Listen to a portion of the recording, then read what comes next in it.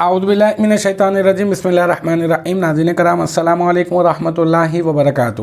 انشاءاللہ تبارک و تعالی آج ہم لوگ پڑھیں گے شرح میعات عامل کی النوع السابع۔ اب تک اس سلسلے میں ہم لوگ تقریباً 20 ویڈیوز بنا چکے ہیں۔ انشاءاللہ تبارک و تعالی یہ ہوگا ہمارا پارٹ نمبر 21۔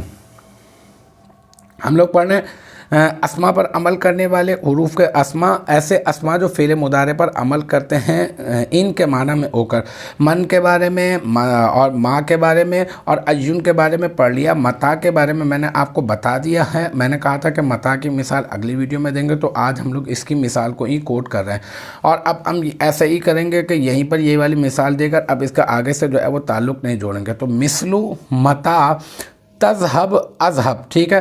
اب مثلو جو ہے یہ تو بن جائے گا مضاف، ٹھیک ہے، اور متا جو ہے یہ بن جائے گا مبتدا، ٹھیک ہے، اور تذہب جو ہے یہ صیغہ واحد مذکر حاضر، اس میں انت ضمیر مرفوع متصل مستتر، اس کا فاعل اور پھر فعل اپنے فاعل سے مل کر یہ پورا کا پورا جملہ فعلیہ خبریہ ہو جائے گا اور جملہ فعلیہ خبریہ ہو کر بن جائے گا شرط، ٹھیک ہے۔